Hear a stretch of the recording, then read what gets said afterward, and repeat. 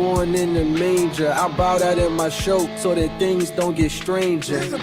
So throw your best punch, I stick out my chin. What up? And I vow to never make that same mistake again. I don't want to battle, bro, I just want to be friends. Good afternoon. So let's just end this here, I will let you win. I'm sorry, Kendrick. I never should have dissed you. Good evening. No way. I never should have responded, but I did. So I'm apologizing. Nigga, you just... I'm sorry, Kendrick. Happy to be here. Happy to be here. Happy to be here. Happy to be here. The thing has happened once again. I'm pretty sure this is it. I'm pretty sure this is the last one. We had the Nadeska interview. We had the Cameron interview. Now we have a Carmelo interview. He just won't stop. This is gonna be a special stream. We're sipping on a little something light. Every time we get a boom or a boom boom or a boom boom boom, regardless of the frequency of booms, we're gonna take just a little sippy sip, right? I also heard he touches his hoodie like a hella lot in this interview. I try to avoid any type of, I don't know why I'm talking about spoilers like it's Avengers Endgame or some shit. I don't know all of what's said in this interview. I have an idea, but I know we're talking about the apology, we're talking about the beef, yada yada yada. In the grand 2-6. You're playing along with me? Make sure you cut with water, and I'm not talking about cut water. Stay hydrated, take care of yourself. Here's what's going on. If you haven't already, like the video. Very glad that you're here. You could be anywhere doing anything, but you're here in my chat, in my stream. That's pretty sick. Thank you. Thank you for pulling up on a Sunday. So this is what we're dealing with. Derps, derpettes, day dims. Here's what's happening. I just got done eating at Olive Garden. You don't have to flex on us like that. Shout out to Carmelo Anthony and friends for having chapters in this interview, because Lord knows I'm not about to sit through all of this. How drunk will we get this time? Hopefully not too much. But everybody has their thing. My wife tells me she like overhears me doing the stream when I'm listening to music, and she says I say "here we go" a lot. Like I have little catchphrase, little things that I do. I'm trying to get out of the habit of using the adjective crazy because I'm so sick of hearing that word. It has no meaning anymore. And I'm doing my best not to use the word like, trying to articulate well. I'm going to try my best not to hit y'all with any boom, boom, booms. All right, here's what's going on. Here's what's happening. We are doing an interview. We are reacting to an interview, giving people time to file in because I don't want people to come in like, what did I miss? Like that Drake single that didn't chart all that much. In case you are new or you don't know what's going on, we are listening to Mr. What If himself. What if? What if? What if? We're listening to Mr. What If. Mr. What If himself. It's Jermaine Boom Boom Boom Cole. So let's see where we're going to start. There's a couple chapters here. I know that we're going to check out. We got the intro. We got basketball talk and hooping with Melo. I'm going to keep it a bean. I don't care about that. Was Cole dissing Jay-Z? This is a great question. We got Jay-Z talk. Is beef bad for hip-hop talk? Which I'm very excited to get into. You all probably know my opinion on that. And then we have apology talk. Kendrick and Drake talk. Oh, brother. Does J. Cole think he's the best rapper alive? That one I'm worried about. I've heard bad things about that. So, here we go. I did it. I just said it. Damn. All right. Let's lock in. We're gonna start with was Cole dissing Jay-Z? Because I remember on the Fall Off, which I listened to a bunch of times, he kept saying he was fresh up out of slavery, which is crazy when talking about like a recording contract. But I'm gonna try and let that slide. We're rapping like we're trying to get the slaves freed. And J. Cole goes on his album talking about how he's fresh up out of slavery. Like, brother, you are a multimillionaire and have been for a while. But I'm going to try and be charitable to J. Cole. I know he's making it really hard, but I'm going to try anyways. He also said when he was coming up, he was talking about the so-called kings of this rap thing. People thought that was a Jay-Z diss. He's going to get to the bottom of it. He's going to talk about it. All right. I'm gonna knock out these push-ups. Thank you for being a member. Thank you for becoming a member. I'm gonna knock out these push-ups really quick. I'm gonna knock out like 5 of them. Thank you for joining the channel. They joined the channel? I really appreciate it. I'm gonna knock out these push-ups and then we're gonna get to this Jay-Z talk.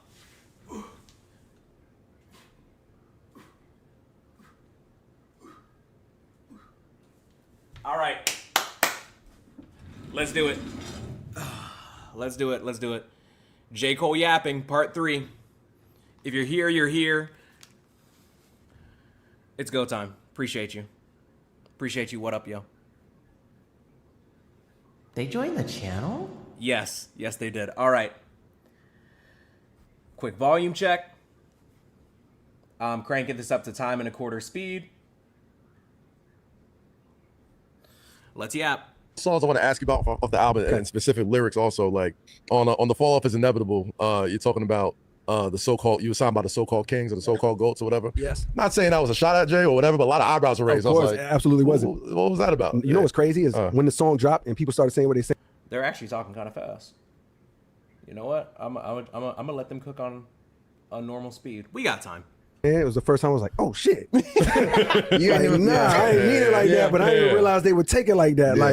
But I'm like, oh, I see what they saying. But like, if you read it like that, if you read it a certain way, it's like, oh shit, why you say it like that? But it was not the intention. In my mind, it was just like, yo, so-called king. Like they do call, nigga, I'd call him a king. You know what I mean? So-called, and I feel like there was a Biggie line in my mind that it's like, calling another man king is crazy.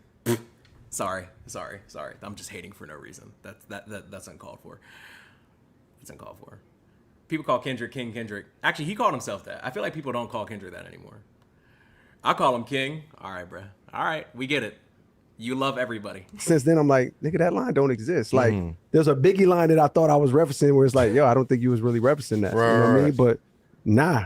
It wasn't until they said that I was like, oh shit, that can't be taken a certain type of way. Especially because, you know what I mean, you're unabashed Nas fan. Let Nas Down's a big record, you know what I'm saying? Yeah, but I'm also an unabashed Jay-Z fan the same way. It's like literally, I say, now signing my hero, one of the, like, people hear that like I'm throwing a shot when really I'm saying a line like this.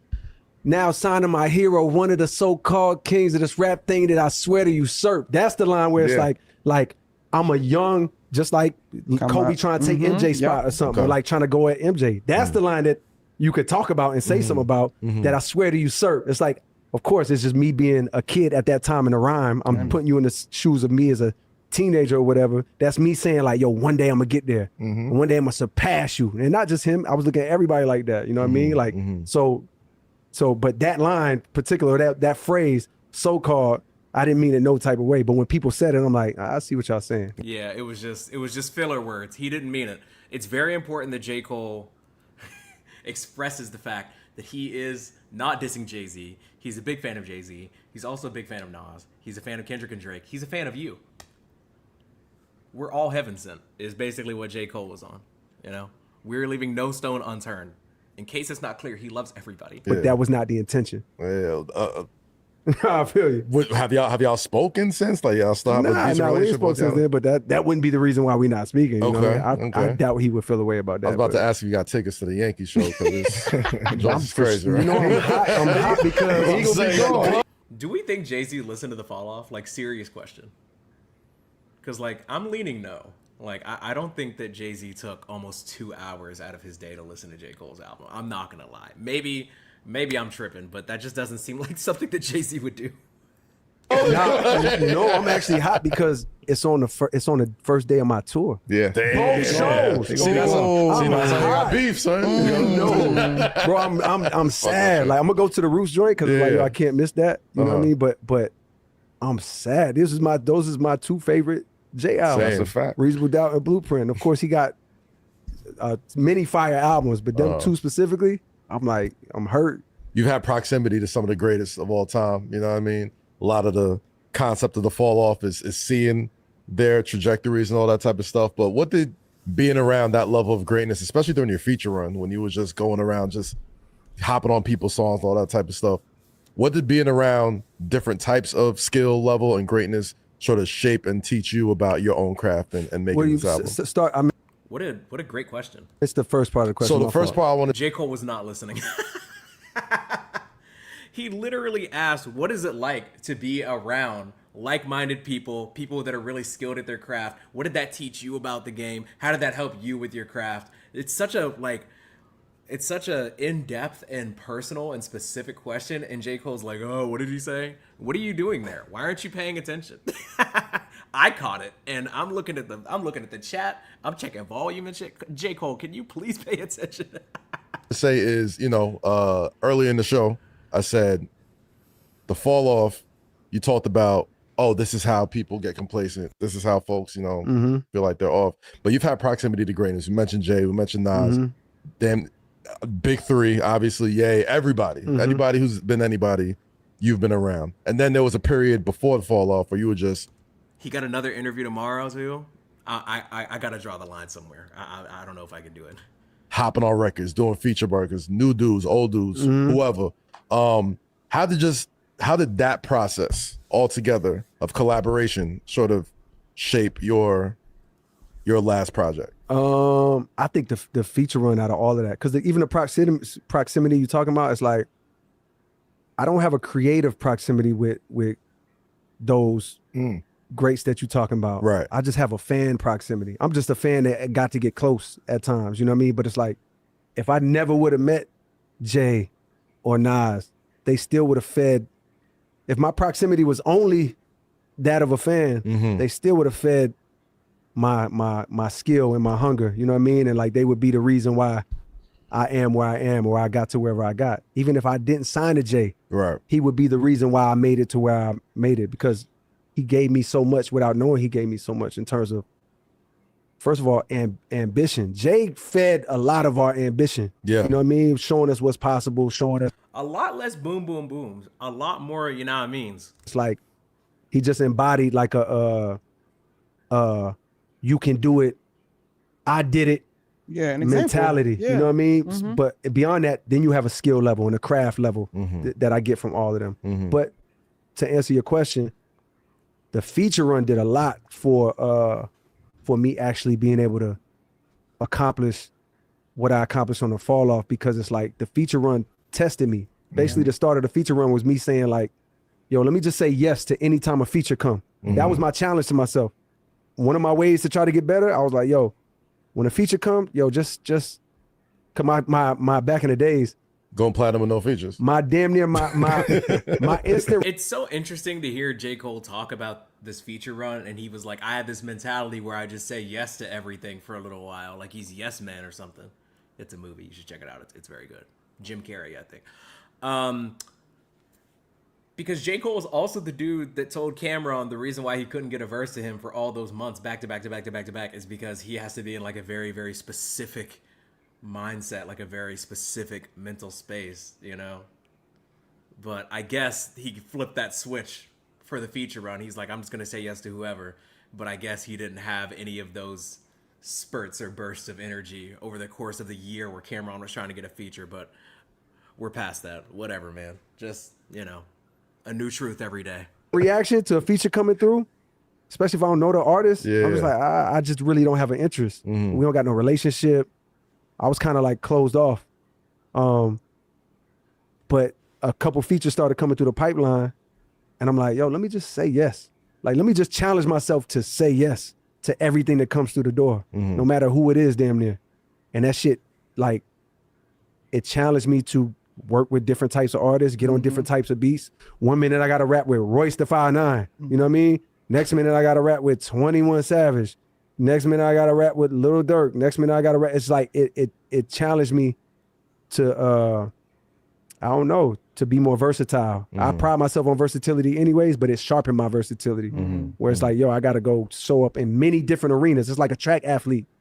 I got to go do mad events. I got to go do the dunk contest, the 3-point contest, the skills challenge. Yeah. You know what I mean? Like, Yeah. it was like that for me. Okay. Why, so why don't more artists have that mentality? Right? Because on the flip side of that coin, there's a lot of artists who do not like to do those features like that, who's not willing to allow themselves to jump out there like that because of the pushback that they may get from those features, right? Y'all gotta get better with these chapters, editor Derek is better at setting chapters on these videos. There's another.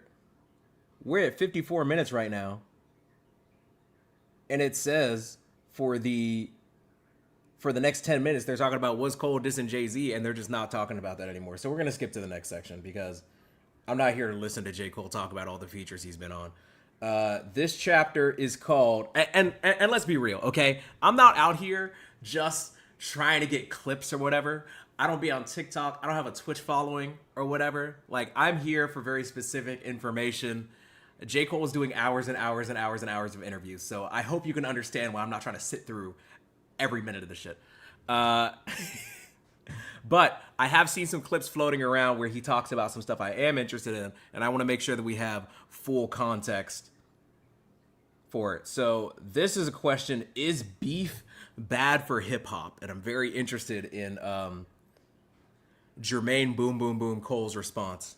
Together, but Ja Rule was on the show a few months ago, and we talked about it, and he was just like, you know, he doesn't think beef is really good for hip hop. He's I'm sorry. Of course, Ja Rule doesn't think that beef is good for hip hop. Come on, cuz. Why would you think that it's good for hip hop when you lose every beef that you're in? Every time you have a beef, you just come out of it looking terrible. Of course you don't think it's good for hip hop. I wonder how J. Cole feels about beef and hip hop, considering I don't think he's come out a lot on top. Fascinated to hear the perspective. said, like, if we sort of take ourselves away from it and just look at everything that sort of happened since then, he's like, I don't think it's a net positive. What are your thoughts, just as far as like everything? I feel unqualified to even. Oh, stop it! No, I'm not. You're very I'm not playing with qualified. you. I'm not. Oh, God. Gotta love J. Cole, man. Pulls up to an interview as one of the most influential rappers of a generation, and they're like, how do you feel about rap beef? He's like, I don't think I'm qualified. If you're not qualified, who the fuck should we be talking to? What do you mean I'm not qualified? All right, dog. Okay, I thought we were here to yap. Because it's like, yo, but you talking about the person that in the whole situation apologized. That's my what's gonna go down is my participation in that event. Right. Okay. What's so interesting is that, see, I was under the assumption that the reason why we keep talking about this beef is because every time he goes on a show, people ask him about it. And now they're asking him about, like, is beef bad for hip hop? And he's like, for the record, I'm the guy that apologized. I am Mr. What If himself. I'm Mr. What If.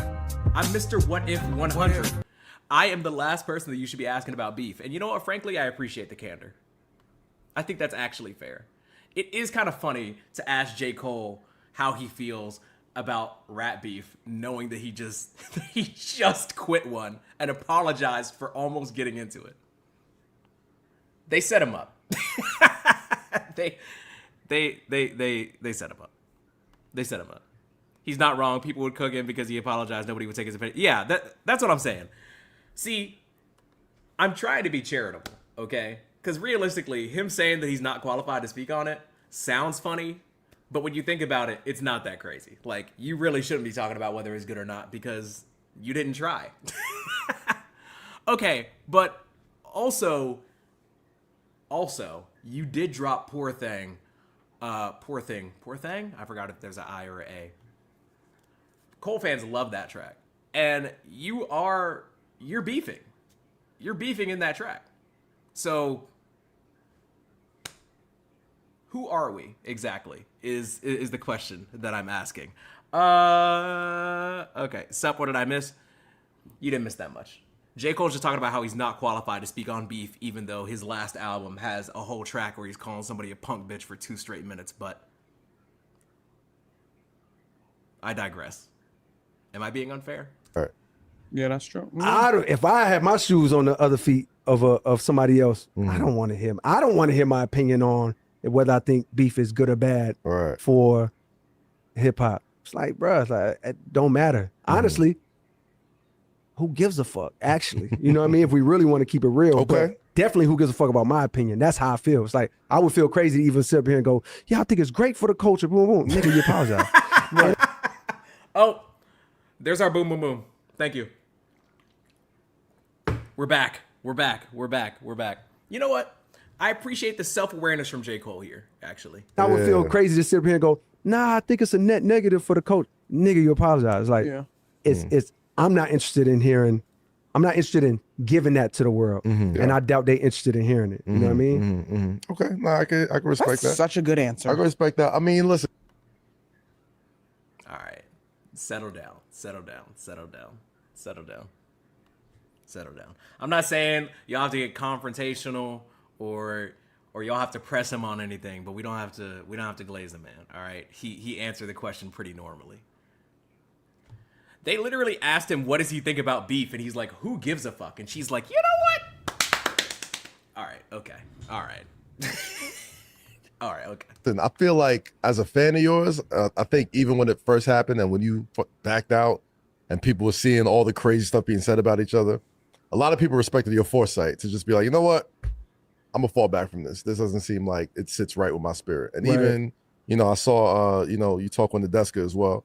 And you mentioned sort of like the process you went through with your wife and everybody before that apology took place, man. And, it's just, I don't know. I feel like you're not giving yourself enough credit. I think people do want to kind of hear where you stand off, and because you had that foresight to be like, this doesn't. Okay, they are forcing him to answer this.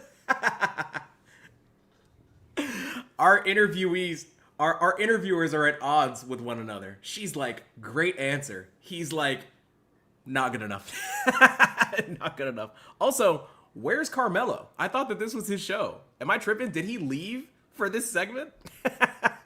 Sit right with me. Yeah, but that's all I can speak on. I can only speak on how I felt at the time. And it wasn't foresight in the sense of like I knew anything that was happening. I just knew how I felt. It wasn't foresight. It was hindsight, if anything. Okay. It was like, oh God, I can just feel how I feel. You know what I mean? On my heart and on my spirit. So it's like, hey, shout out J. Cole for like, I don't like when people use words like not properly. And J. Cole was like, it wasn't foresight. It was hindsight, actually. Like, it happened. I did a thing. And then I looked back and said that it wasn't. And this dude is trying to give him credit for a thing that he didn't do. Why are we interviewing Just a Glaze?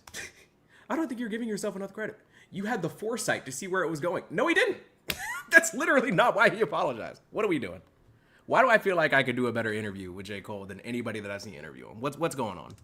there was no magic. Never mind. I know why. It's because I went to school for journalism and these people didn't. Like, Carmelo's a hooper. I don't know. I should stop being so judgmental. Ball that I knew. I had no clue how that shit was gonna go. Like, to tell you the truth, I actually feel like how I probably thought it would go was a little more regular than even how it went. It outdid anything I could have imagined. You know what I mean? In terms of like how tense that shit got and how entertaining it got to the world. You know what I mean? It's like I couldn't have foresaw none of that shit. Like, I just knew how I felt, so that's all I could speak to. Got you. Even me earlier speaking to them, whether they get back together or whatever, where they quit, I can't speak to that. Like, even me saying I don't think so, it's like that. Even that's silly. It's like, what the fuck do I know? All I can tell you is how I feel. Honestly, a smart post I forgot the saying. A smart person knows how much they don't know is what I'm trying to say. And I appreciate how J. Cole is trying to he's trying to be self-aware. Like, he's actively trying to do it. He's like, y'all want my opinion on this, but I'm the one that backed out. And if I was a spectator of this interview, I wouldn't want to hear what the fuck J. Cole has to say. Honestly, that is a perfectly fine answer. Or how I felt and why I did what I did or why I do what I do. I can't speak. And yes, you're right. Does the world probably want to hear that? Maybe. You know what I mean? But I don't want to give it. And all it's going to do is feed the algorithm scavengers that fucking whole existence is predicated off of going through this interview where we saying a lot of real shit and just looking for the thing that they audience that don't give a fuck about none of us on these couches. Hey, Shathu, I'm spoiler alert, he's gonna do the thing anyways. He is going to feed the algorithm regardless. He is going. He's talking about me. He's talking about all of us. He's talking about me and 130 other people right now. Everybody's looking at every single little thing I say, and I'm not gonna feed into it. It's funny that you say that because I'm looking at these chapters, and this is apology talk, apology to Kendrick talk, Kendrick and Drake beef talk, J. Cole talking about whether he's the best rapper. So you are gonna do it. You are going to do it. I know that you're saying that you don't want to, but you're doing it anyways. You can't say that, like, I'm not going to feed into this, and then you do 3 consecutive interviews talking about the same thing.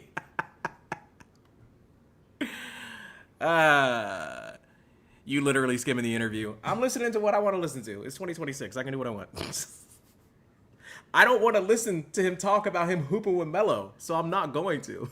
Can grab and have a conversation about it. There you go. it. So it's like, I'm not giving y'all that. Fuck out of here. That's Like, big. That's I love that. I got a different perspective. I said this foresight earlier. again, though. You know what I mean? Like I said this earlier, like Yeah. in another episode when that shit was going on, and it was like the apology, right? And he's stamping what I felt at that time, Hey, Carmelo's here. right? Because it's like, yo, I'm not my part. I'm manning up to my part on what I did. I'm taking ownership as a man. I'm taking ownership as somebody who was trying to. I got other shit in my life that's going on. I got family. I got shit that's going on that I ain't really. He said he didn't know what was going on. I didn't know that shit was gonna play out the way it played out. So you know what? I'm gonna bow out gracefully. I'm leaving out of here because that shit ain't got nothing to do with me. So because I'm a man and going I wouldn't say it had nothing to do with them. through this journey, I'm gonna say, yo, I apologize for any part that I played in the bullshit that's going on. Yeah. Okay. For all right. me, that's He kind of brought it back. honorable. Like however way some people take this shit is very honorable to just in the heat of the battle like that. Now the competition part of it is like, nah, Cole shouldn't have fucking apologized. Cole, we want to hear Cole shoot them shots. Boom, boom, boom. You can't shoot. Whoa! Boom, boom, boom from Carmelo. That, I was not expecting that. Interesting. Where's Melo from? Did he pick that up from Cole? What's happening? Is he rubbing off on him? And then take the bullet back. You get what I'm saying? That was the image at the message at that point in time. The responses that was coming back. Right. But when you get through the weeds and all of that shit, I'm my own man at the end of the day. 100%. If I can stand on what I stand on, if I can see my vision, which I ain't see the 10-year vision for the fall off, but if I know my vision and I know my journey, I'm here to get better. I ain't here to bring the bullshit. I'm alleviate myself out of this. That takes more. I'm gonna alleviate myself out of this.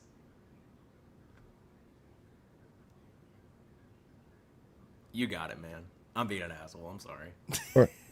Power and more vulnerability to make that decision in the heat of what the fuck was going on. And be ready to take what comes with it. And be ready to stand on it. Right. Word up. The I other part of it appreciate though too is like you said it. You didn't realize how entertaining it would be, right? Like for all of us that consume, it's an entertaining, but there's a real person, a real artist. there You know you what I'm go. saying? Like that When I say entertaining to the world. to the world. Yeah, Correct. for sure. I know exactly what you meant when you said that. But there's a real person going through this. And I think when I think of your body work, and I'm gonna tell you this, Cole, I don't do a whole lot of new folks. You one of my artists that I will turn on the new stuff. I don't turn on new stuff too often, but when you drop something, I would check it out. And just listening to you on this couch today, like the body of work makes so much sense because it feels like you have taken us on a journey with you in each of these chapters of your life. Like I feel like I can still, like I can't listen to all these little young dudes. I just can't. But if you drop something, like we've grown up together, right? Like it is a story, and to make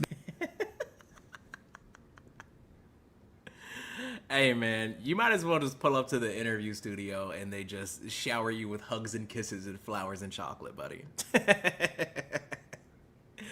All these new dudes, I'm not listening to them. But you, J. Cole, I feel like it's like we know each other. We've been on this journey together. Get up. Get up.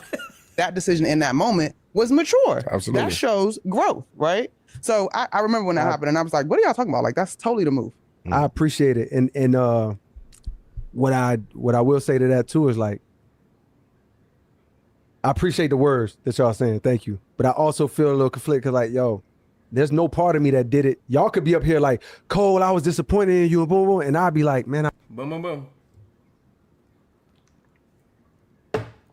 We're picking it up. I respect that. I appreciate it. You know what I mean? It wouldn't affect me. I'm not looking for affirmation. I don't want no affirmation or praise. You know what I mean? There's a lot of people that have said that to me. Oh, Cole, I respect what you did, and I do appreciate it. But just know, like, there's no part of me that want like a pat on the back for that. It's cool because he's learning. He's learning. I feel like he's already grown. I feel like I'm watching him grow. Every interview that I see, he's getting a little bit more self-aware.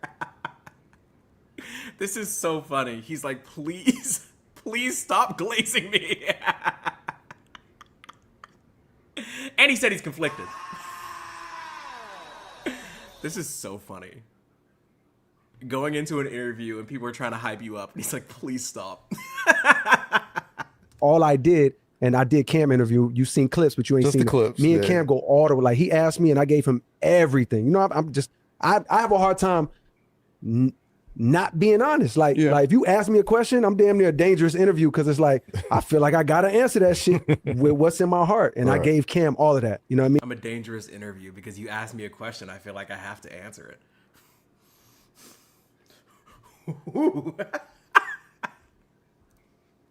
it. Not being honest. Like if you ask me a question, I'm damn near a dangerous interview because it's like, I feel like I got to answer that shit with what's in my heart. And I gave Cam all of that. You know what I mean? So, oh, if you gave it all to Cam and you don't have anything left, then, you know, I don't know, man. I don't know. I never know what Cole actually wants. Because I swear like 3 to 5 minutes ago, he was like, I'm not going to speak on that because I'm self-aware enough to know that people don't want me to speak on it, but I'm also a dangerous interview because I feel like I have to answer you. There's a running theme here, and it's that he's conflicted. He does not seem comfortable with this conversation, so I don't know why he keeps doing it. So I don't want to say the exact same things that I said on Cam on here because it's there. But so when by the time this come out, people would have already seen that. But what I will say, just for perspective of you, because you ain't seen the Cam interview, you know what I mean? And for all of y'all, it's like, yo, I didn't just do that because it was like sitting wrong in my spirit. It didn't feel right. I did that because I was genuinely wrong. Absolutely. And this is why I was wrong. Okay. I didn't just do it because like, man, y'all, this don't feel right. No, I was in the wrong. And this is why I was in the wrong. One, I was in the wrong because I misrepresented myself and how I feel about this person to the world. Here we go again. Period, point blank. That's the first wrong. But the wrong that supersedes that is the reason why I did the wrong. The reason why I did the wrong was the wrongest wrong of all. I did that wrong, misrepresented myself, boom, boom, boom, because I was a Shit.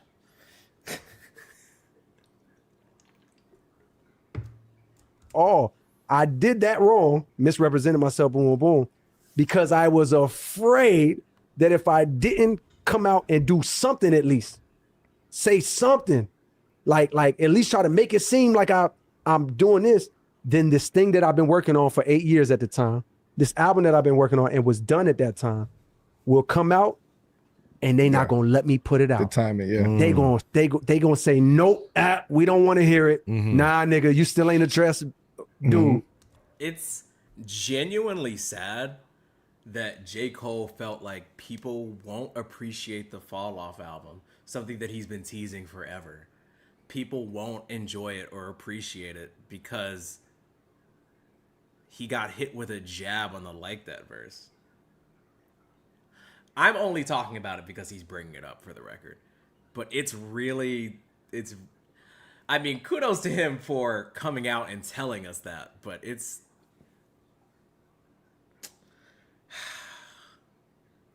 kind of pathetic. I think that you should have more confidence in yourself.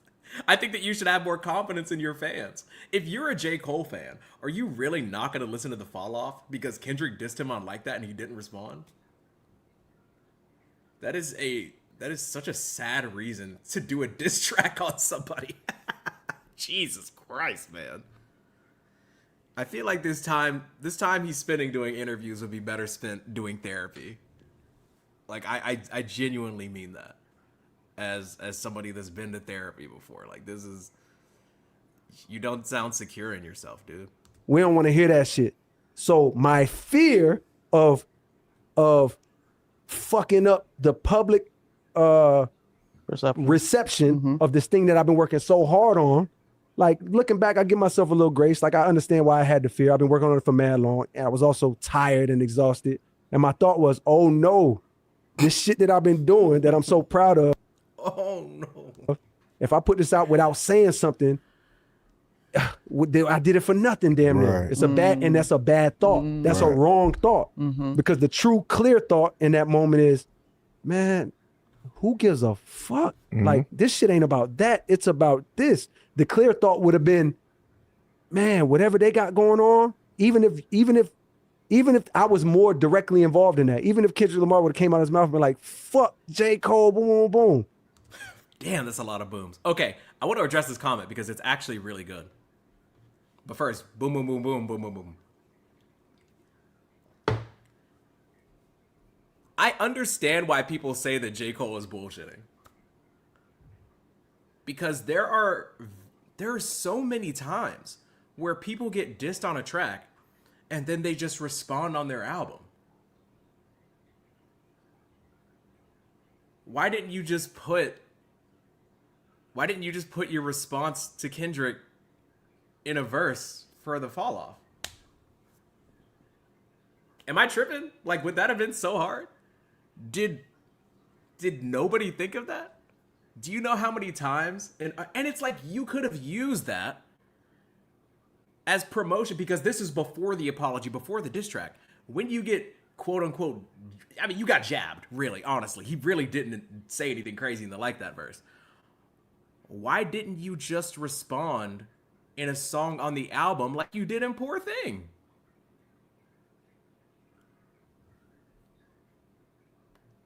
Because Kendrick was on it. But like nobody would have known that if he didn't just tell us right now though.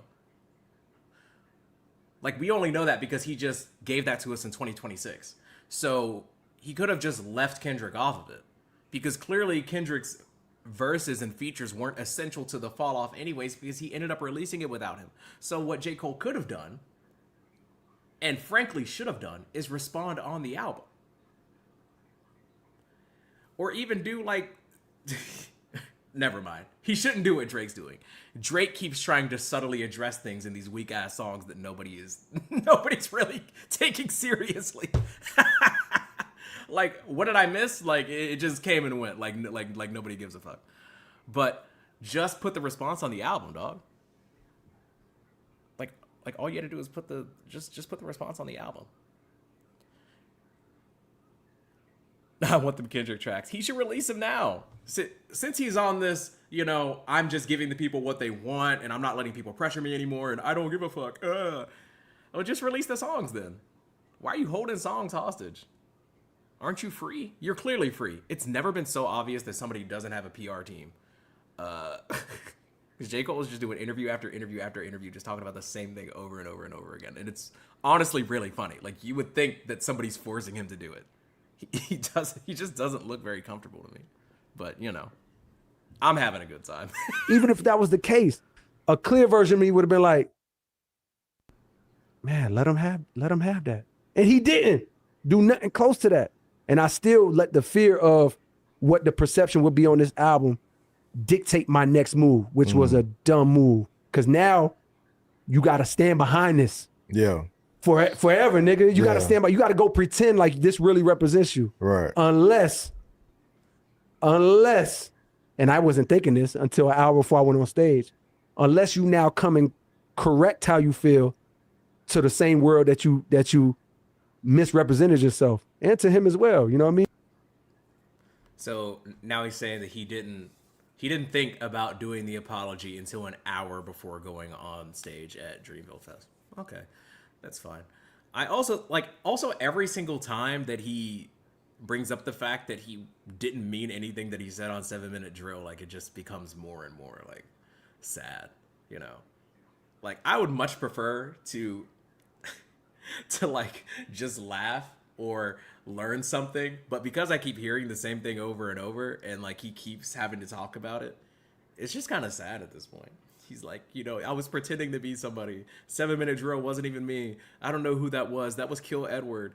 That was Jermaine. That wasn't J. Cole. I don't know who that was. Or maybe that was the spirit. That was the avatar of J. Cole's ego manifested into like the avatar spirit or something. That wasn't even me. I didn't mean any of that. Also, we know. At least I knew. I don't know about you all, but I heard 7-minute drill and I was like, I don't even think he believes this shit. And the sad thing about like stans or even just really big fans is that no matter, I feel like a quote unquote like good fan of somebody or something is able to say when something that the artist they're a fan of does like wrong, if that makes sense. I don't know if I said that right. So like, for example, on Mr. Morale, Kendrick came out and he was like, you know, I think I cheated on my girl because I'm like racist or whatever. I was like, that's fucking ridiculous. I don't know why you said that. Kendrick's verse on fucking Backdoor or whatever, I was like, that kind of sucks, right? Tyler had a feature on ASAP's new album. Tyler's my favorite rap artist. I was like, that shit sucks. But J. Cole's fans were out here trying to convince people that 7-minute drill was like hard. And it's funny because his own biggest fans don't know when he's capping. And I think that's kind of sad. Or maybe they just choose not to be honest about it. Y'all let me know what you think about that. I think that's an interesting phenomenon, you know? I just went on a crazy tangent. And I didn't have to say boom, boom, boom once. I'm really proud of myself. 7-minute drill was Charmin soft. Nobody with logic thought it was tough. Thank you. I appreciate that. Let me let y'all know exactly who I am. Okay. Because I fucked up. You know what I mean? I fucked up and folded under pressure. And there's a lot even more into the story where I could tell you. Oh my, wait, he said he folded? That's hilarious. Now, I mean, now when people call you J Fold, you started it. The week leading up to that song coming out, and like the conversations that was had in the back and forth I had internally, and ultimately fear won. You know what I mean? That's all I can really tell you in a nutshell. The fear won that day. Yeah. But it didn't win 2 days later. You know what I mean? Like the real me won. And then to your point, voice crack was tough. 2 days later. You know what I mean? Like I'm sorry. This is so mean for no reason. Listen to this voice crack. This is why editor Derek would have cut this out. Fear won that day. Yeah. But it didn't win 2 days later. You know what I mean? Like you ever trying to be your truest self and then your voice just cracks hard as fuck as a 40-year-old man? Can relate. Woo! Tough. Like the real me won. And then to your point, I got to take everything that come with it. And guess what? The competitiveness. That's what I'm getting. I'm hearing the competitiveness got you to that point of I gotta say something. Because bro, that's not what he said. Sorry, I'm about to get mad. Stop putting words in his mouth. It was not the competitiveness that made him do that. He literally said it's because he felt like he couldn't put out the Are y'all even listening to him? See, y'all are pissing me off. He literally said the reason why he responded is because he felt like he could not put the fall off out without addressing it. And also, you know, Kendrick might have been on the album or whatever. And Carmelo's like, I think it was your competitiveness that made you respond. You're not even fucking listening to him. I'm sorry. I'm getting upset. They just keep trying to throw him rope, and it's just ridiculous. He's trying to be honest. Because there's no way you can hear that competitively and not want to sharpen my pen too. And like, I have to say something back. I have to respond some way, somehow. No, I can't say competitively. Competitively is different though. Yeah. Thank you, J. Cole. J. Cole was trying to tell you why he did it, and you're just not listening. Oh, this is funny. This is very unintentionally funny. It's like, I wish I could tell you it was competitiveness, because competitive is another, like, yo, me competitive is what the fuck I've been doing for the. I'm sorry. It's just I went to school for 4 years to, learn how to interview people and talk to them, and more importantly, learn how to listen to them. And it's so crazy to like start out your next sentence after he goes very much in depth about why he did it. You're like, I think it's because of your competitiveness. He's like, no, it's really, really not. Past 10 years, that's me competitive. Me sharpening my pen, me popping up on this song, that song, my own songs, and doing what I do. That's competitive to me. Right. Like, I wish I could tell you that competitiveness made me do that, put out that song. That wasn't competitive, nigga. That was straight fear. That was a bozo move. Like, thank you. He's telling you again. Maybe you'll believe him this time. You know what? J. Cole was coming off like really honest and straightforward right here, and Carmelo is trying to like save him. But I think that's like, these people believe that this entire thing is embarrassing for J. Cole, which it kind of is. I think that it's a little bit telling about the entire conversation. I think that it makes everybody uncomfortable, which is why they're trying to constantly make him look better. And J. Cole seems more than happy to just, as he said in his apology, take it on the chin or whatever, right? And it's really interesting to watch people in real time try and basically rap for him. Tell him why he did what he did. It's ridiculous. Because actually, I knew as I'm doing that song and as I'm recording that song and I'm putting it out, man, this is just enough to look like I did something. And that's my man. Like, he gonna probably give me 1 or 2 lines. He might give me a little verse. Boom, boom. And I was willing to just take. Boom, boom, boom. Thank you, Cole. He gonna probably give me 1 or 2 lines. He might give me a little verse. Boom, boom. And I was willing to just take that. I just wanted to get past this moment so I could get to the album. Mm-hmm. So like, that's not competitive. That's far from competitive, nigga. That's. I wish I could tell you it was competitive. Also, if Mello or any of these people did any type of research, they would know. By the way, I've mentioned this multiple times. It's so disrespectful that J. Cole would spend 7 minutes on the Kendrick Lamar disc, but that just goes to show how much he didn't care about it. But if Mello and company knew that he only spent 7 minutes writing it, then they would understand that like it wasn't because he was being competitive. Because if he was being competitive, he would have spent more than 7 minutes on the track. You know what I mean? I'll be a little more proud, you know what I mean, if that was competitive, but that wouldn't look like that. Would you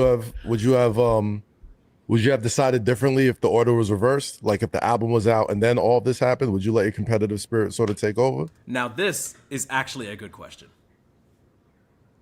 Or the album was that important to get out first? It depends though, because like, it's also weird because I know how I feel about this man, you know what I mean? Like, and I know how he feel about me, at least, through our communications and our dealings. It's like, damn, like, I know how we feel about each other. So I know it's not actually a problem there. For sure. I could actually answer this for J. Cole. He doesn't want to diss Kendrick. He really doesn't want to. It could have been before the fall off. It could have been after the fall off. He's like, why would I diss him? I don't have a problem with him. I'm just a nice guy. Sure. So what does competitiveness look like when you know you ain't got a problem with somebody? But then you also, at the same time, are lumped in with somebody that you might actually have a problem with. You know what I mean? And I'm not lumped in because you necessarily said, fuck me. But that's a great area in itself. So to your point, you're basically asking like, if the fall off was out and then that happened, would my competitiveness had like kicked in, or would I have been more willing to like, that's what he's asking, quote unquote, compete? Yes. Well, then it depends on what you call competition. Oh my God. What he's...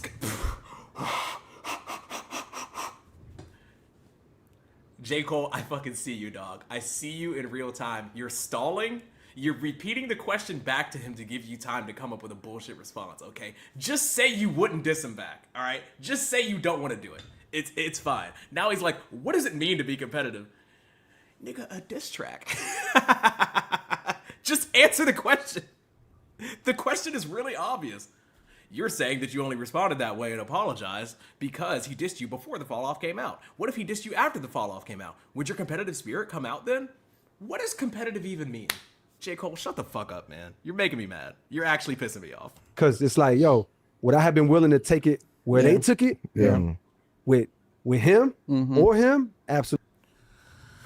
No one is asking you to do that.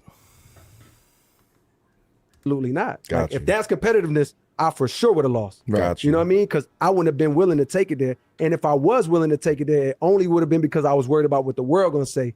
So then even if I did take it there and somehow demolish or boom, boom, boom, I still lost. The fear. Because and my heart would be feeling like, bruh, you didn't want to diss him. It's okay.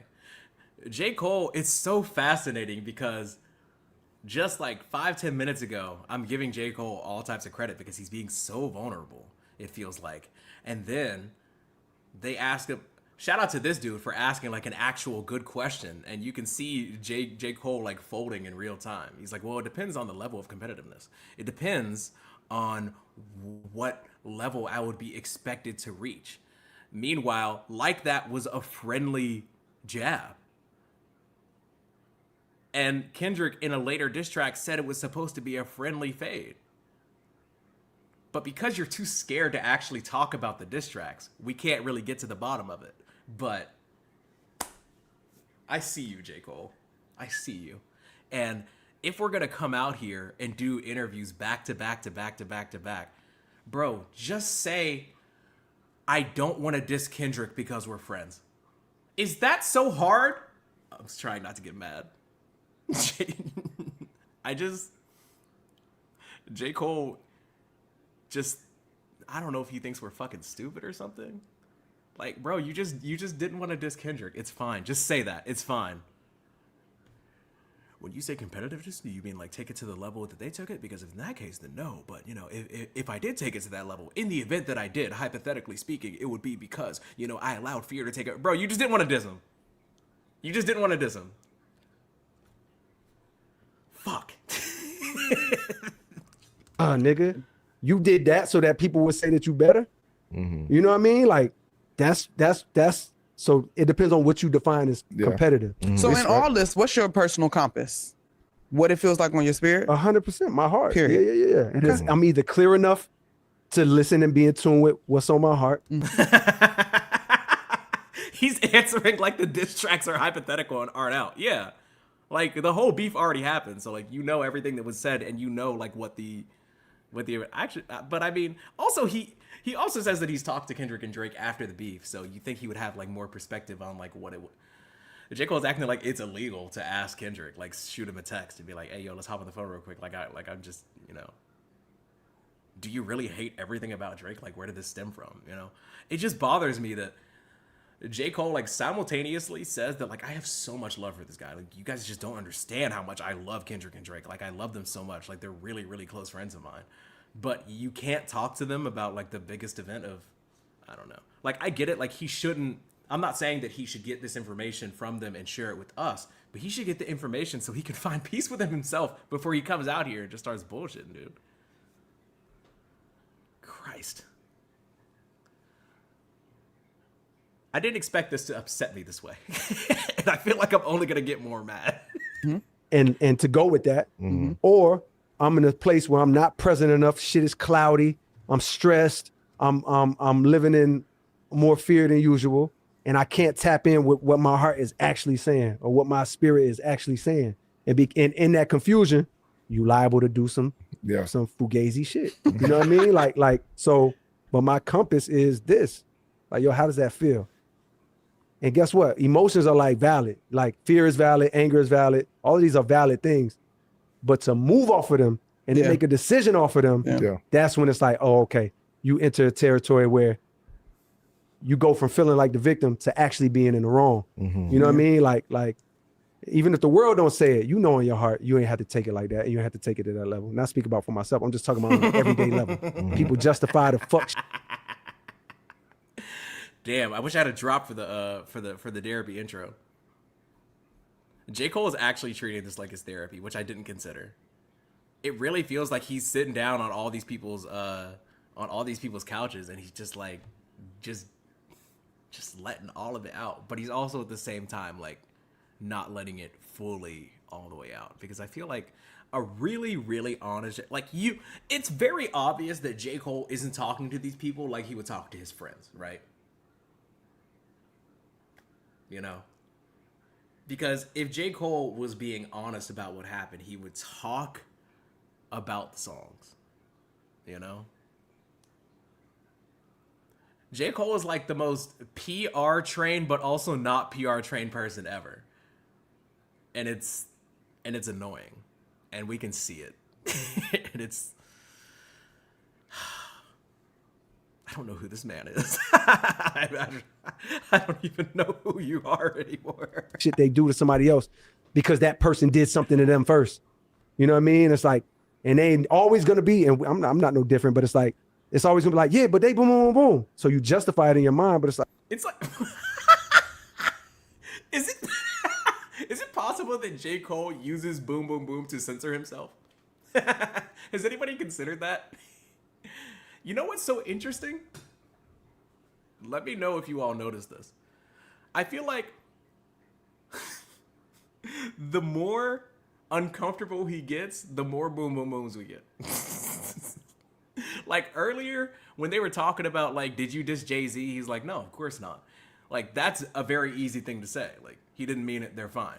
They start asking about the Kendrick and Drake stuff. He's like, you know, they boom, boom, boom. You know, I'm not trying to boom, boom, boom, because then they might boom, boom, boom. You know what I mean? No, we don't. This is crazy. I feel like it's like Monday morning quarterback. I feel like a armchair psychologist. I didn't even go to school for this shit, but it just feels like I'm watching it happen in real time. Boom, boom, boom. Chad, are you ever in a situation where somebody makes you uncomfortable and you just like resort to a catchphrase? Can anybody relate? Woo! Have you ever been conflicted? Because J. Cole has. Let's continue. yo, Now you acting out. what would Jesus do? You know what I mean? What would God do? What's the actual way to move? You know what I mean? Like, so not saying we all perfect because we far from it. We all just trying to figure this thing out. Mm-hmm. But I'll be trying to move on some like, yo, what's the real version of me? How would the real version of me that's connected to God, that's forever, and how would he move? Not the version of me that's trapped in my ego right now. And this came out of nowhere, by the way. Now all of a sudden he's like, am I really moving how Christ would move? I mean, as a God-fearing man myself, I can't really like get on you for that because I don't know what's in your heart, but it just feels like this came out of nowhere. It feels like it came out of nowhere. I don't even know if I heard this in the other interviews. This is so weird. I feel like I'm watching somebody try to gaslight me in real time. Now we getting religious. Nobody could have prepared me for this.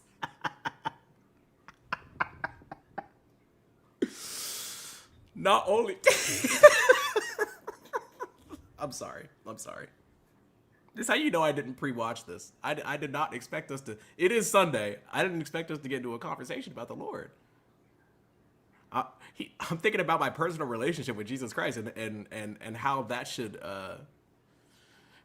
motivate me, how that should encourage me to move. All right, bro. Hey, we all heaven sent. like a little boom boom. How would the real version of me look? A little boom boom boom right after the Jesus Christ drop. Dude, I love this guy. He's hilarious. Move. So do you think there's Have a moral compass, motherfucker. That's what I mean, just listening to those records though, I feel like there was so many songs where it's like, Oh, for the record, I'm not trying to say that J. Cole is like a fake Christian. Like I know that he's a godly man. I listen to Man Up Above. But I just think that in this context, he just dropped that out of nowhere. I'm the best. And correct me if I'm wrong, just listening as a fan, it almost just felt like this was going to be friendly competition between three of the best of an era that we've never seen before. And then it just went super left. Like there was so many songs where you know what I'm saying? Like, you know, it's not. Can y'all please ask him about the songs? Please. This dude is asking good questions though. A big three is just big me. It's not, you know, I'm the best no matter who it is, you know what I'm saying? And it felt like that for a while. And then when it took that left turn, you know, it just felt like something that just wasn't comfortable to you, or wasn't comfortable to anybody who was a fan of yours? Well, first of all, my apology came before it took that turn. Let's remember that. Right. Like, and there's also the conspiracies or the theories that, like, you know, people gave you the heads. I don't know how true it is, but like, it's not true. Like, it's a straight lies. Like, yeah. I wish we could do a whole season of 7 p.m. in Brooklyn and just go debunk every. Okay, I think I know what they're about to get into, and I would just like to give myself a little pat on the back because I am extremely unlikely to ever run with anything unsubstantiated. And there were so many people running around like Schoolboy Q, Warren J. Cole. Like, where did y'all hear that shit? Y'all just making stuff up. I'm pretty sure that's what they're about to get into. I knew that shit was never real.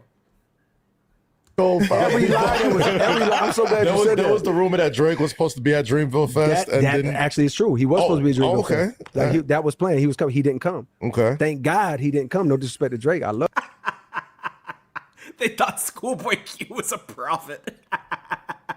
Drake, but like, had he come, I would have felt more pressure to be on stage representing that energy. Yeah. Way before Kendrick's song dropped, he was supposed to come. I was trying to get Kendrick to come too. Like, that was my plan for Dreamville Fest that year. Mind you, I never got a chance to, like, it's crazy because, like, you know, around the time I was going to hit Kendrick, like, yo, you want to come through and make this moment? Boom, boom, boom. I told you. Every time he gets into a deep discussion about Drake and Kendrick, the boom, boom, booms come out. Also, OGs know what this is. Don't get mad at me, but I'm going to open this beer can.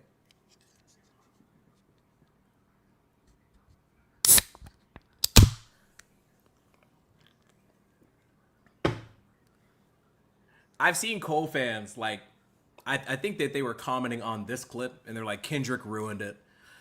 Drake and Kendrick were supposed to come out with J. Cole at Dreamville, and Kendrick ruined it.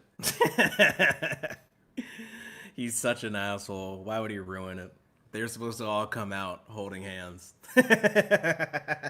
They were all supposed to be on first-person shooter together, having a good old time.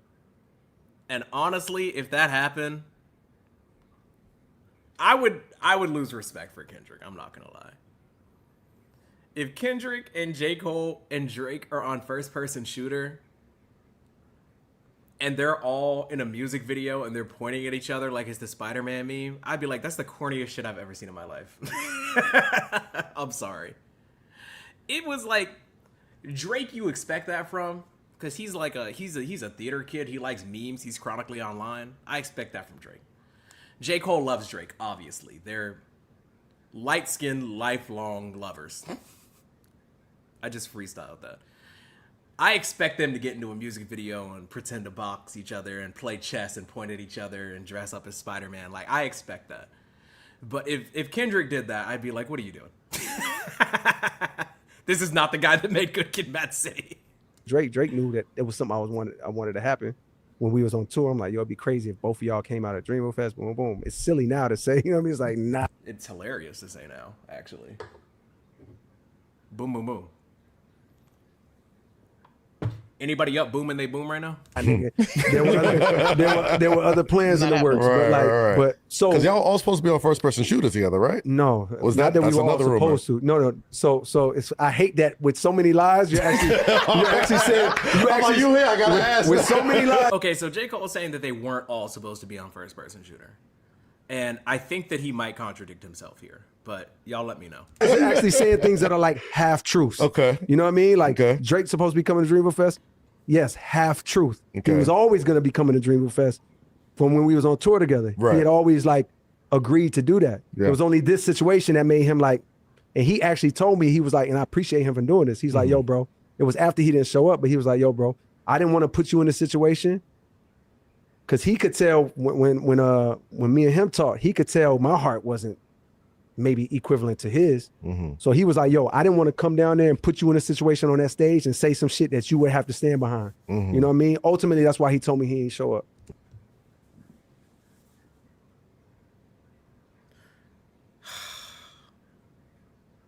This is so weird.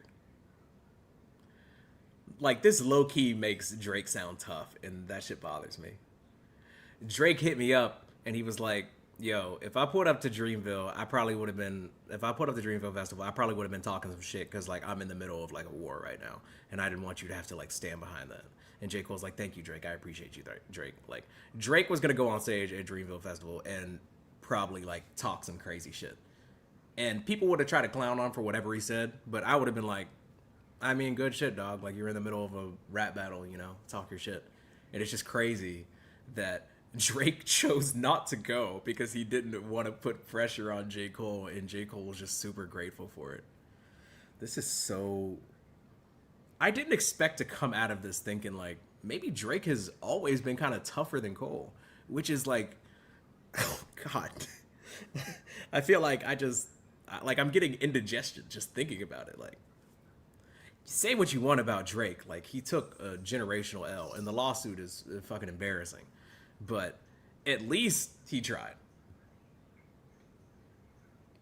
Push-ups, tailor-made freestyle, Family Matters, music video, The Heart Part 6. Like, at least he fucking tried.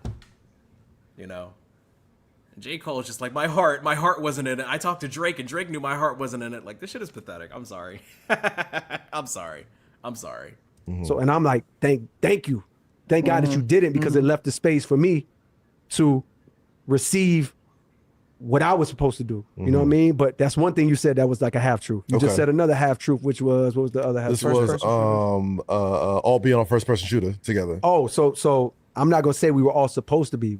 How it came to me was, before that beat ever made it to me, I think Kendrick wanted that. I mean, I think Drake wanted that to be a him and Dot song. Okay. Like I think that's what it was, and I think my interpretation is like, okay, I'm gonna let him land.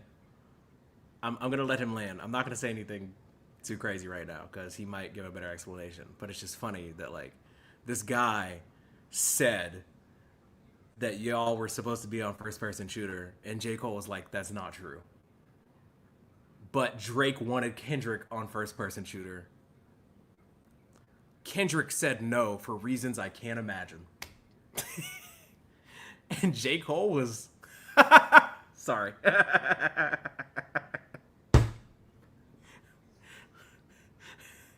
J. Cole was like he was the second option. Drake wanted Kendrick on there, and Kendrick left him on red, and he was like, fuck it. J. Cole, do you want to get on this? You know how people say, like, Batman couldn't get this information out of me? This is... It's getting kind of sad. He's like, no, we weren't all supposed to be on first-person shooter. Drake wanted Kendrick, but Kendrick said no. So it was just Drake and I.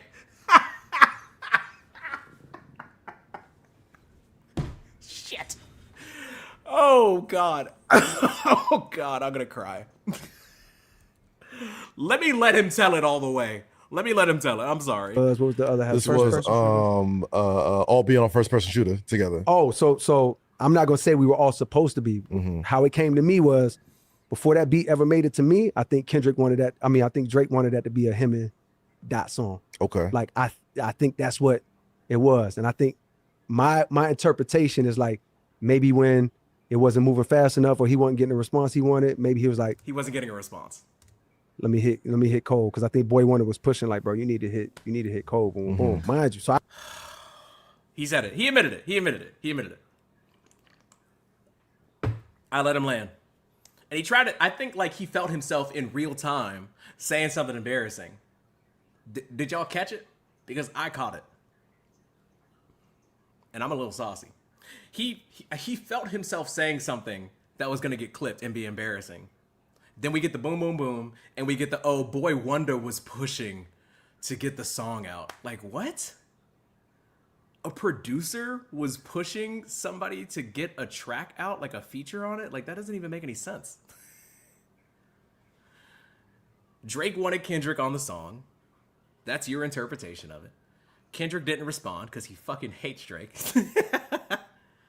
You're telling me Boy Wonder told Drake to ask you? I don't, no. Drake got you on the song because he couldn't get Kendrick on the song. You said that. Just Just stand on it. I don't know why you said it. You didn't really have to, but you did. So, here we are. Oh my God, this is ridiculous. This is actually ridiculous. I'm getting secondhand embarrassment. I hate it. I never looked at that song like it was gonna be all of us. I thought it was me and Drake, and I just had the beat. Okay. There was nothing on it. I just had, and I felt mad pressure because I wanted to come through for him. You know what I mean? I felt like he showed up at Dreamville Fest the year before that. You know what I mean? I wanted to come through for him. So Cole was Plan B. Yes, that's what he said. That's his interpretation of the events. I didn't put that in his mouth. This guy literally said, "I thought you were all supposed to be on it," and J. Cole was like, "That's not true. Let me give you the real truth." It's coming from J. Cole, so like nobody can really question it or like combat the guy that it's coming from, the guy that's actually on the song. He is like, Drake wanted Kendrick on, and he either wasn't getting the response he wanted or wasn't getting a response at all.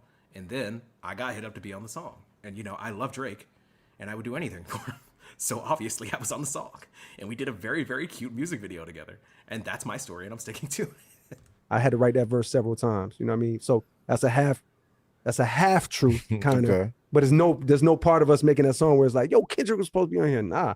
I just got a beat for Drake. I want to come through for him on his album. The clock was running, you know what I mean? And winding down. Boom, and I came through. But you said something in the beginning. Damn, I want to remember. There was somebody. I think No, it you was said something about Schoolboy me saying Q. you said giving you something the about heads Getting up. a heads no, up. Schoolboy Q, that's a complete lie. Okay. Ask Schoolboy Q. That's just like internet, like, yo, that's a straight lie. And there's Gotcha. many of those. Gotcha. Many have. Made it up. Any of y'all thought that Schoolboy Q warned Cole about this shit, which is, I didn't even know that they had any type of relationship. Anybody that thought that, I'm sorry, you were fed false information. Maybe you got it from the dirt guy. I have no idea. I don't know. But, And he says the N-word 37 times.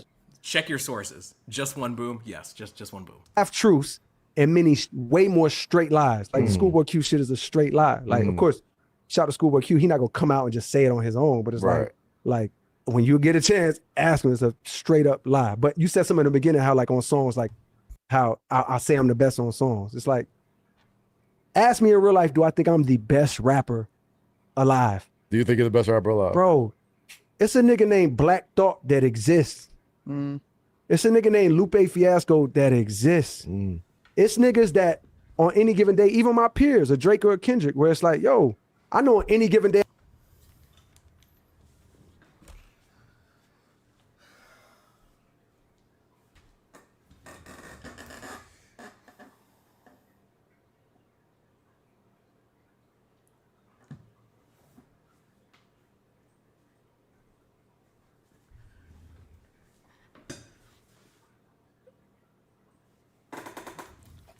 Okay. Let him land? Okay. All right. Okay. Let me relax.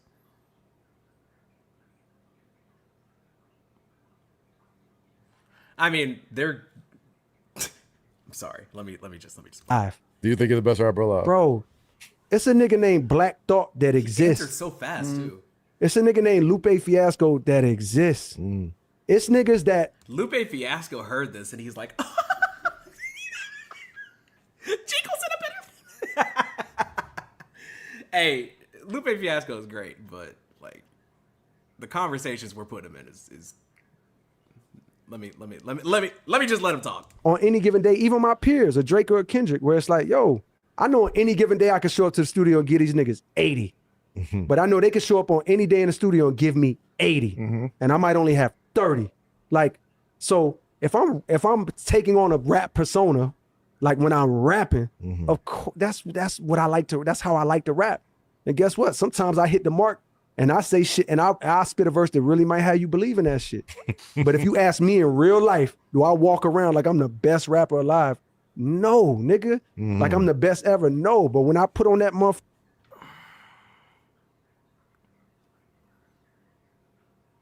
This shit is ruining my day. I cannot believe this. I cannot believe what I'm hearing right now. On any given day, you walk up to me and ask me if I'm the best rapper alive. No, nigga. Like, what? I've never heard this before from anybody. This makes me so sad. This makes me so sad, dude. How am I ever supposed to listen to J. Cole again when I hear him talking about like how great he is, when he doesn't even believe, he's like, on any given day I could walk in the studio with Drake and he could out rap me. I could walk into the studio.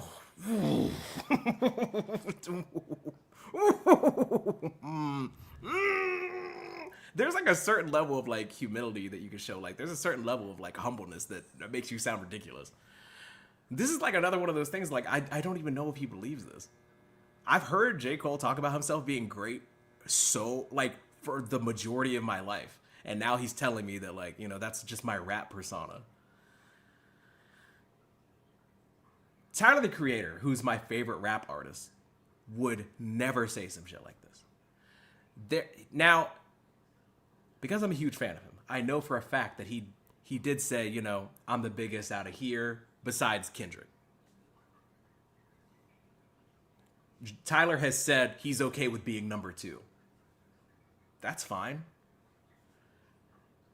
But to say that on any given day and just start listing rapper after rapper after rapper after rapper that could get in the studio with you, and you're just like, I don't know, some days I'm up for it, some days I'm not. They could probably out-rap me, but, you know, I could probably out-rap them. But also at the end of the day, I'm just kind of pretending. I go into the studio and then I transform into J. Cole. I go into a phone booth and I go from Clark Kent to Super Cole, and then I start rapping, and then I get out of the phone booth and somebody asks me if I'm the best rapper, and I'm like, no, nigga, I'm not that nice. I'm just trying to get a band, bro. Oh, this makes me sick to my stomach. Lil Wayne would never. Lil Wayne is like actively making bad music, and he would still tell you that he's the best. It's delusional, but I still appreciate it. Because there was a time where like you could argue that he was. Jay-Z is never going to be like, I mean, Nas could on any given day. Sometimes I give 80 and he'll give 90. Like Jay-Z would never. Who does this? I'm like spiraling because of this. No one even, I'm kind of in disbelief right now. I'm trying to gather myself. I can't think of anything like this that's ever happened. And I'm really interested to know like how his fans would react to this. I imagine they would probably point to 2014 Forest Hills Drive and be like, he said that he never wanted to be king. He wanted to get the crown and crush it so that people knew that there weren't kings. Okay, all right. But also, you are always rapping about how you're the best. Always. I don't have to pull bars. There's a bar probably on every J. Cole album besides For Your Eyes Only where he's talking about how he's the greatest. And I'm going to be honest, if Tyler, the Creator, came out and said this shit, like, on any given day, I could get out-rapped by, you know, Rocky or whatever. There's being humble, and then there's being like, just don't revere me. Just please don't call me legendary. Like, what is this? This shit is... Why do I feel bad for him? He's a millionaire, but I'm just so baffled by this. Like, I genuinely can't believe what I'm hearing right now. I'm so glad you didn't I'm so glad you didn't rap battle anybody with this mentality. You don't even think that you're better than anyone. He might have you believe in that shit. But if you ask me in real life, if I'm taking on a rap persona, like when I'm rapping, of course, that's what I like to. That's how I like to rap. And guess what? Sometimes I hit the mark and I say shit, and I spit a verse that really might have you believe in that shit. But if you ask me in real life, do I walk around like I'm the best rapper alive? No, nigga. Like I'm the best ever. No. But when I put on that motherfucking cape, like that's how I try to attack shit. And have there been things and moments and verses where I'm writing this shit and I'm like, I know niggas not fucking with this. Absolutely. But in reality, do I walk around this earth like there's no nigga better than me in real life? Like I can't get in the studio with Black Thought and he just give me 90. You know what I mean? And I'm sitting there like, I got 25 for you. You know what I mean? Or anyone. Look, I appreciate him showing love to like other artists that like he loves and appreciates. that's fine. I think what kind of baffles me is, and you know, if there are other instances of rappers doing this, please send me the clips. The Twitter is therapy _, very easy to find. I'll see everything. I'm not that big of a deal, okay? But it's just, I'm gonna tell y'all like a really, really, really short story, and I promise it's relevant. So I do these live streams that are called Therapy Apps Live blank edition number whatever, right? And I will dedicate hours to going through artist discographies. But before I do that stream, I will spend like a week or even weeks listening to an artist's entire discography before I do the live stream to properly prep myself, right? And in the past month or two, I did one about A Tribe Called Quest, because I'm not the type of person that likes to pretend that they know things that they don't. I never really listened to A Tribe Called Quest like that. But then I'm preparing for a Therapy Apps Live, and I listen to their whole discography, and I'm like, I see the appeal. Midnight Marauders is a classic, etc., etc.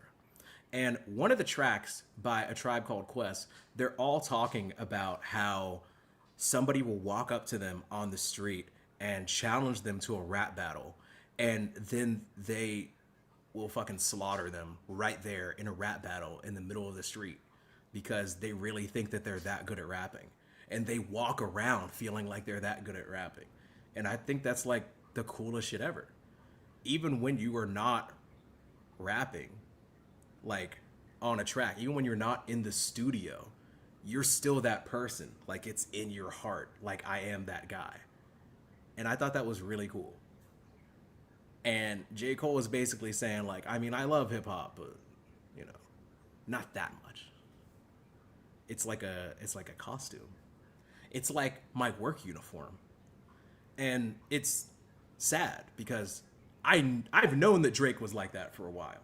Like it's very obvious. Drake plays a good rapper. But I always thought that J. Cole was a real rapper that really took himself seriously as like a legendary rap artist. And now hearing from him that he doesn't view himself that way, and there are plenty, probably a dozen or 24 people that he could probably get in the studio with, and you know, they just might be better than him that day. It's sad. And this is honestly one of those situations where I'm feeling like this. Come on, cuz. You can't think that's okay to admit. Even if you felt that way, which, by the way, why do you feel that way? That's a problem. But even if you felt that way, hey, take that one to the grave, my man. It's so crazy. I never thought there would be a situation where I could use that drop. But you just don't have to tell us that shit. Like, even if you really feel that way, like, I don't want to hear it. Like, we all know wrestling is fake. But you'll never hear a pro wrestler go on an interview and be like, y'all know that shit's fake. Like, that would, you're ruining it. And honestly, like, if somebody came away from this interview and they were like, I think J. Cole was making hip hop and rap worse, I would be like, I kind of agree. Because I don't like it. I think it's kind of bad, actually. But you know, whatever. Rap, hip hop and rap it's just like what I came up on. It's just like what I've always been listening to. And you know, the first rapper that I fell in love with was Lil Wayne, and I just always thought that like the essence of rap was, you know, the pursuit of greatness and being the best and battling and telling people how great you are and then proving it. And J. Cole's just like, I don't care about that, you know, and that just makes me kind of sad. And okay, last thing I'll say on this, like, I'm upset about this right now, like genuinely, like it bothers me, but I'll probably get over it like in a day or two, right? But if I was a diehard J. Cole fan, this shit would probably like really fuck me up. Like, I don't know if I could recover from this. Like, if this is my favorite rap artist of all time, and I thought that they were the greatest rap artist of all time, and I heard them talking like this, like this would really fuck me up. I'm not gonna lie. But you know, it's okay. It's fine. It's fine. I'm just yapping, you know. Maybe I'm doing too much, but you know, that's just how it makes me feel. I'm just listening to the words he's saying. One of these amazing rappers. But I Yeah. think people hear me say it because they don't know me for real. Right. They hear me say it in a verse so much when I have on the cape. It sounds convincing like a It motherfucker. sounds convincing. It sounds convincing because I'm really doing that shit that's gonna have a nigga like, man, he think he, yeah, nigga. No, you think when you hear it, nigga. You just scared that people actually believe that. Yeah. But the truth is, nigga, have I done things that are on that caliber? Absolutely. Like, are there people that'll get in there and smack me? Absolutely. Can I get in that same studio on another given day and smack them around? Absolutely. It's no different than basketball. How many times you done gave a nigga 50 or 40 and then turn around and he done gave you 50 or 40? Like, it's no different. You know what I mean? So like, I think people think that I like walk around with that mentality or something. It's like, bro, that's not even my character. You know what I mean? To walk around thinking like, I hope that I do something when I sit down to write that can be considered at that level. You know what I mean? But I already know it's a lot of niggas out there that while I'm hoping, they might be doing that shit right beside me. Yeah. And they might give me 60. Okay, now I need to. This is crazy.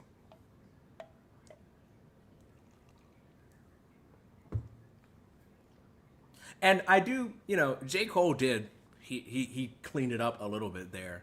He's like, do I think that I have moments that are like that level of quality, that caliber? Of course.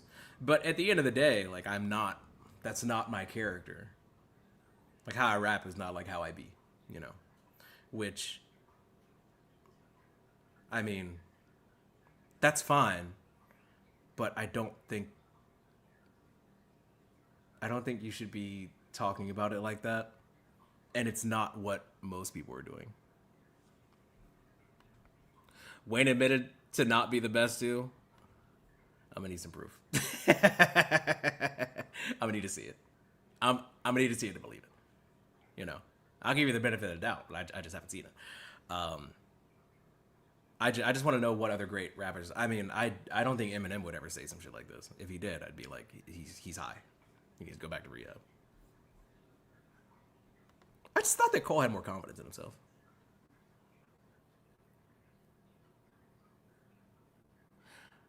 The only reason, by the way, like, the only reason I'm reacting this way is because I'm a fan of J. Cole. I hope you all understand that. Because if I was just here to hate on Cole, then, you know, I'd be laughing. I don't think it's that funny, honestly. It's kind of sad. Like, I don't think it's good. This doesn't like fuel me to make J. Cole hate content that I think is gonna snap, like that I think is gonna pop. If anything, it just makes me wonder like how many other artists feel that way. And this is fine. I really don't think it's that deep. That's okay. Maybe it's not that deep to you, but it is to me. So thanks for that comment. I'm just listening to what J. Cole's saying and reacting to it. You know? No, Mello. Yo. Did you walk around in real life thinking that you were the best nigga to ever do it? No, because I felt like once I navigated and understood the landscape, I placed myself where I felt like. Oh, I tagged you on Twitter? Okay. I will check that out. I think I got my Twitter pulled up. Hold on. I knew the Mello was gonna be like, nah, I know I'm not the greatest, but like the NBA is obviously different. Like Melo's not gonna be out there with LeBron and be like, I'm better than him. Like we would just kind of laugh.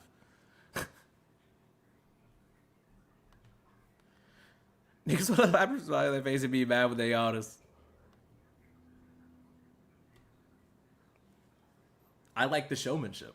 I like the entertainment. I think that's part of the spirit of hip hop, you know?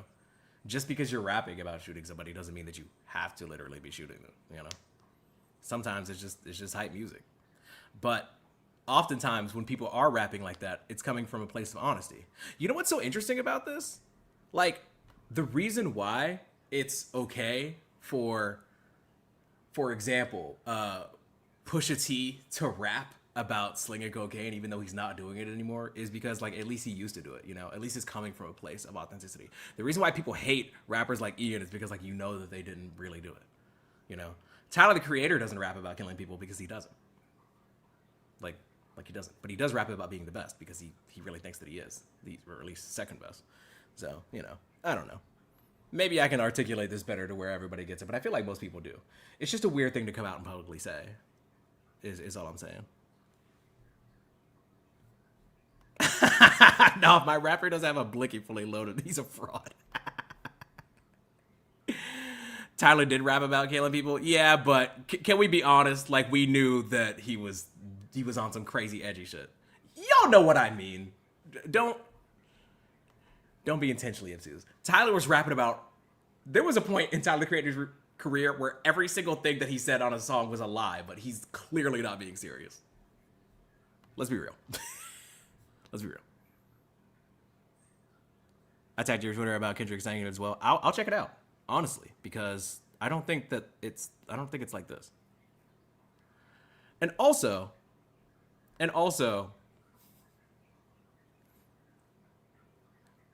I just think that,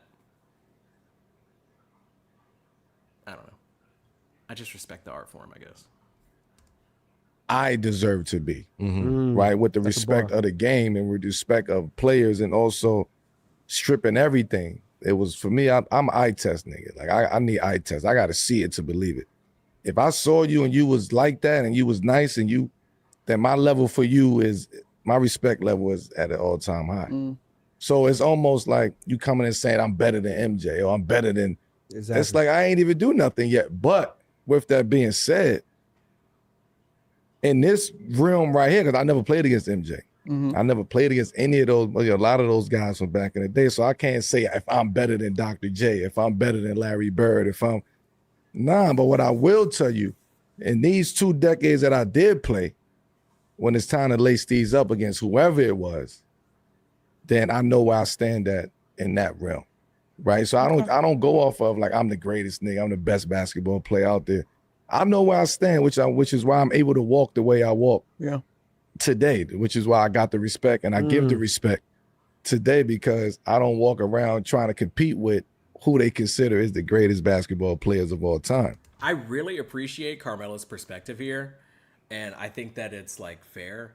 I think the reason why it's obviously different, but I'm going to explain it anyways, is rap is, in basketball, in sports actually, there's this thing called, eye test. It's not about stats, box score, analytics. It's just, you can see it, you can tell. But they also do have stats.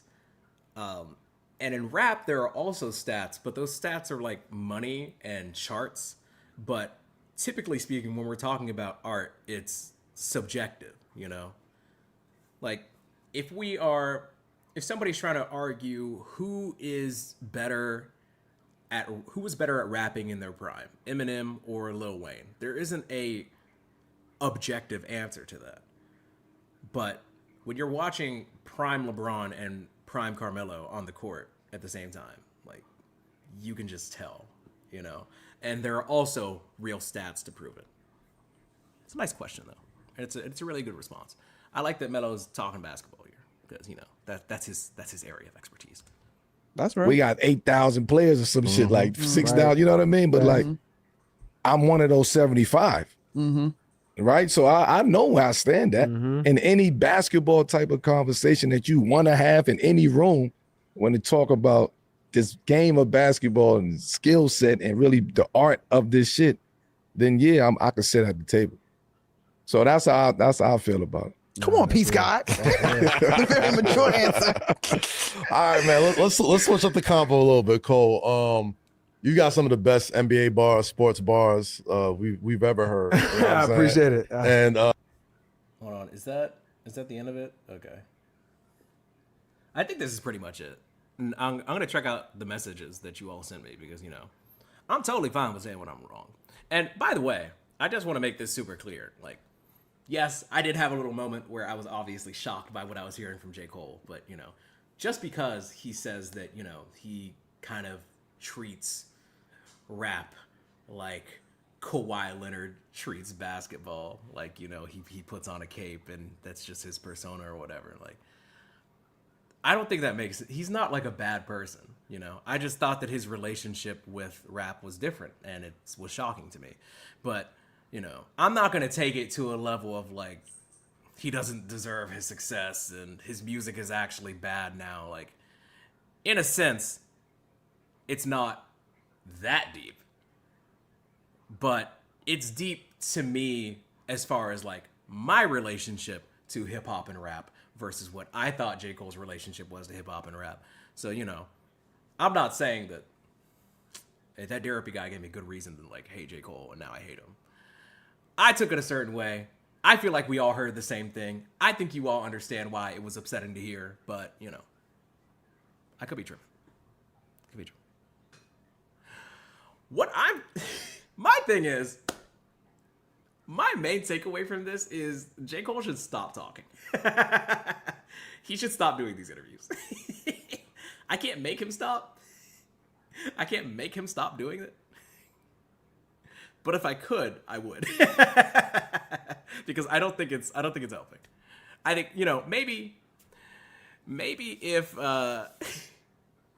like if he's treating it like therapy and he's really getting something out of it, like good for him. But like I don't think it's helping anybody. Like I don't know. Maybe his fans love it. I don't know. It's weird to me. I don't really understand why I don't understand why it keeps happening.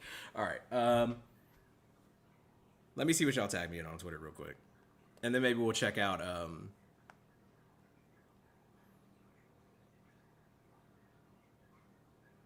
check my mentions, which I never do. Unless y'all hit me on the... Oh, I technically have 2 Twitters. There's a Therapy podcast one, and then there's just a Therapy one. Curtis can block both of them. But anyways, hold on. Let me see. Y'all probably hit my other one.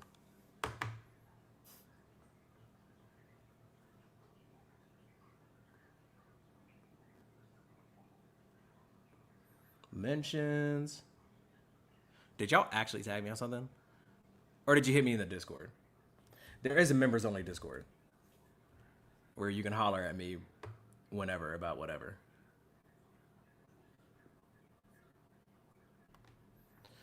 Deborah, did you know that people were coming out and saying Cole stole their music? I did not know that, and I need a source. Cole's a fantastic salesman. Fake shea butter. Jesus has a tour coming up. So this is also promo. All of the big 3 are master manipulators. Spread the bread. I appreciate you.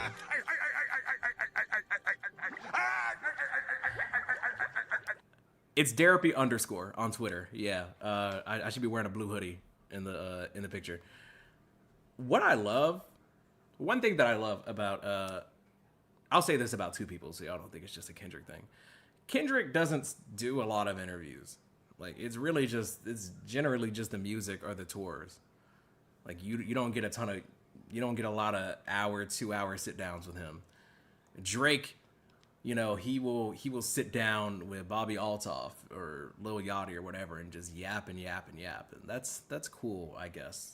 It's really good for the core fans, but I forgot who said this, but somebody said you put a mic in front of anybody long enough and they'll start talking crazy. Me personally, like I know when to stop. My podcast episodes are not that long. Ideally 15 to 45 minutes. And I have an editor. I do a Therapy Apps live. I know when to cut it off. Because inevitably I'll start saying something out of pocket. Y'all hit me with links in the chat. Okay, hold on. Let me see if I can get to that. Also, I appreciate y'all hanging out. I'm feeling incredibly generous. So if y'all hang out for like another minute or 2, I'm gonna gift these memberships. I keep setting goals for people to get them, but honestly, like I'm just in a charitable mood. So, you know, you could become a member of the channel if you got your finger on the trigger. I mean, like YouTube, you have to like actively accept it. So I get 10 of these to give out each month. I would appreciate it if you renew it after the month because it's $1. But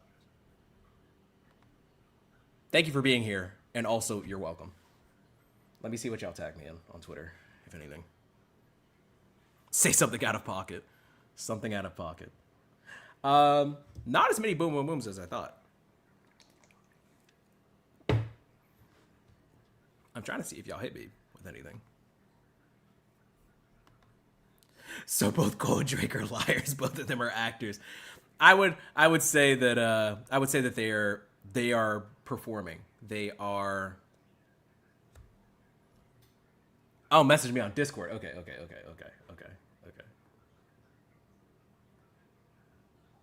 Oh, I think I saw this headline somewhere.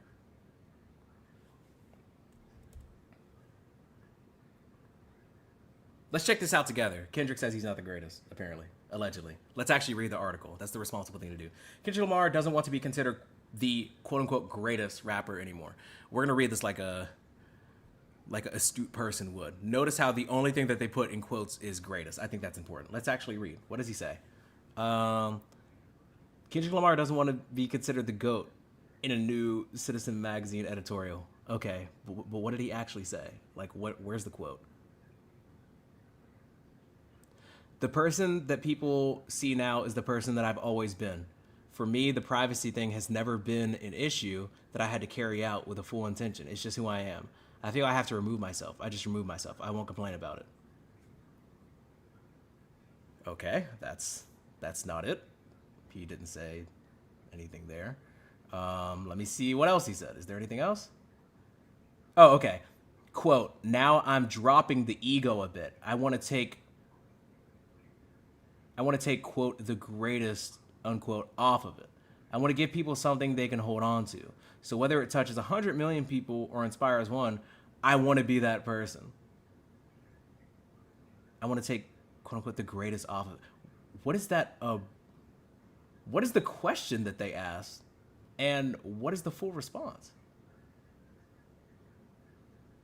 I'm trying to understand the context of this because I don't even know what the greatest he's talking about. I want to take the greatest off of it. What is it? See, this is what I'm talking about, okay? People will be like, y'all are mad at Cole. Kendrick said the same thing, and he literally didn't. And then you read the article, and he literally didn't say it. Am I missing something? Like, come on. Y'all aren't going to get anything past me because I actually reach it. Is there anything else? Let me scroll the rest of the article. What are we talking about? During his 5 years hiatus and damn, Lamar, people ask me, man, you've never been on social media, or they know how to use it. He admitted about this online presence. I got friends, family, my team send me good things, so good sentiments. I got children now. I want them to see that. I wasn't. He didn't say anything about like people out rapping him. What are y'all talking about?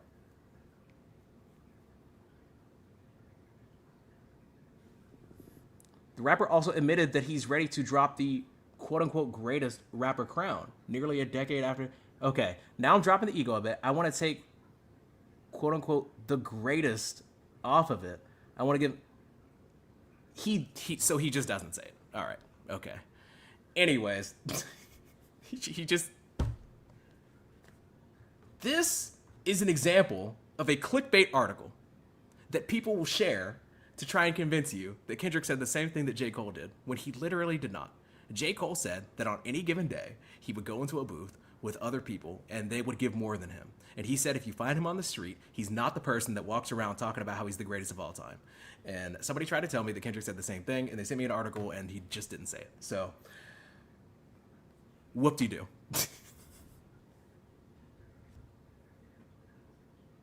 Whoop-de-doo. Did anybody send me anything else? I'm trying to check my... I'm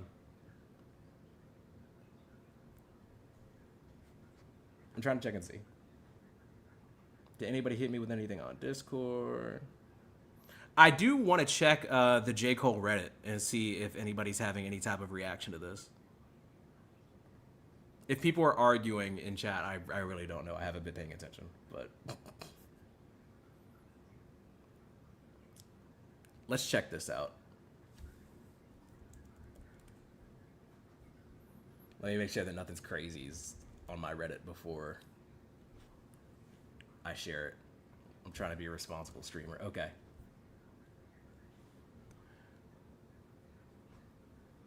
I gotta listen to Tribe Called Quest after that boring ass shit. Yeah, I highly recommend a Tribe Called Quest. They're great. Let me see what fans are saying. Oh, there's another J. Cole interview. Okay, yeah, I'm not gonna get into that right now. J. Cole with the same fan 15 years later. He's killing me with the boom boom booms. Oh, they got a boom boom boom counter. That's hilarious. LeBron with the vinyl. Is he performative? I have a gift for you, J. Cole. The latex that you used in Wet Dreams. That's fucking funny. That's a great meme. Maybe his fans don't care. Maybe it's just me. Or maybe I'm not in the right place. What did he say that I was mad at? Type J. Cole stealing in the YouTube search bar. Maybe I will. Maybe I will. What should I search in J. Cole to see what they're saying about this? Interview? Are all of these interviews part of a performance art? That's cope.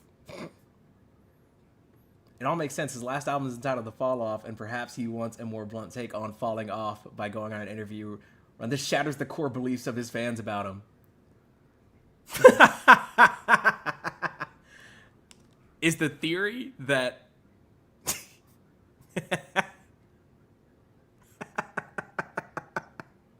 No, you don't understand. J. Cole is doing all these interviews and talking about how he doesn't actually think he's that great because it's part of the fall off rollout. He's falling off. A person that's falling off would say these things. All right, I got you. I love Reddit. Okay. After hearing so much about the fabled AJ Martinez podcast interview, what does this say?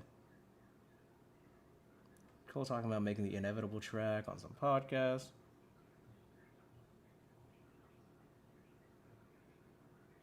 Okay, here we go. Oh, Jesus. Bro, they be typing dissertations on... I've been thinking about this more, and I feel like a significant portion of the criticism around Cole right now, and especially from the interviews, is being shaped by the Kendrick versus Drake moment. See, notice how when I had my reaction to J. Cole, I didn't mention Kendrick or Drake. But here goes a Cole fan that's going to try and pin everybody's reaction to it on Drake and Kendrick. This is Cope. I actually understand some of the criticism. Personally, I really would have preferred if Cole toned down the heavy braggadocio bars immediately after the apology, whether you agree with the apology or not, or competitive. So continuing to rap the same way immediately after was always going to get okay. But what is happening now goes way beyond that. It's not just his recent bars being criticized. It's his 19-year entire career and character being reevaluated through this one moment. Okay, but he is telling you that if you see him on any given day walking down the street and you ask him if he's the best rapper alive, he's like, no, nigga. Like, he said that emphatically. So I think it is fair to take his words to heart where he's in a podcast setting and he's trying to tell you who he is. People are like, why are people reevaluating everything he's done when he's just trying to tell us how he's approached everything he's ever done? Okay. Same with the fence sitter narrative, and in the context of the beef, I get why people say that. He stepped in, stepped out, and still shows respect to both sides. In that specific moment, it comes off as neutral. But if you zoom out, the label doesn't really hold up. Albums like KOD and For Your Eyes Only, or songs like Be Free and Miss America don't come from someone who's afraid or refuses to take a stance. He's spoken on addictions, systemic issues, police brutality, religion, and personal responsibility throughout his career. All right, that's just totally not what anybody is talking about. Nobody is saying that J. Cole is a fence sitter on police brutality or systemic issues or like what the government is doing with taxes. By the way, J. Cole's take on all of that stuff, which I know because I've listened to his music, is very simple, by the way. Police brutality is bad. Black on black violence is bad, you know? Stop shooting each other. Stop selling drugs. You know, addiction is bad. And I'm not saying that the music is bad, but what I'm saying is this person is trying to say, like, J. Cole has always had a stance on these things. And I'm like, yeah, I know the stance. And it's the same stance that, like, most decent people have. Yeah, this is cope. I'm sorry. It's not good. It's not good. Let me see if there's anything else.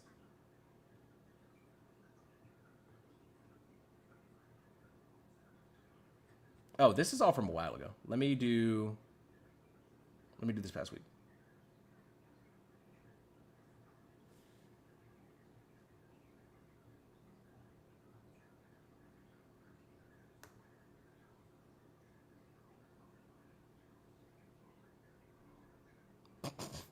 It does. One thing that does upset me is the fact that people. It's the fact that J. Cole refuses to release music that him and Kendrick made because of like public perception. Which, you know, if as a J. Cole fan, I just think is lame. Just release the music. It's kind of like, I'm pretty sure there was a point where Jid said that him and J. Cole like got together and made a bunch of tracks together, and then just never released it. Also, if anybody has the clip or the article where Lil Wayne talks about how he's not the best rapper anymore, I'd also like to see that.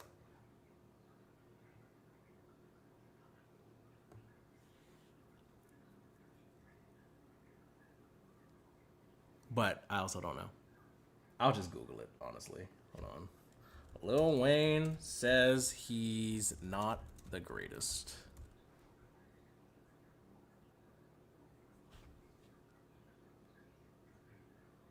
See, in 2024, he says he's not a good battle rapper. Oh, we know that.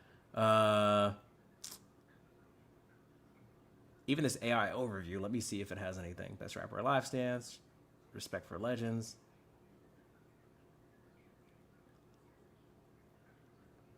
I'm not seeing anything specific, I'm not gonna lie. All right, Matthew.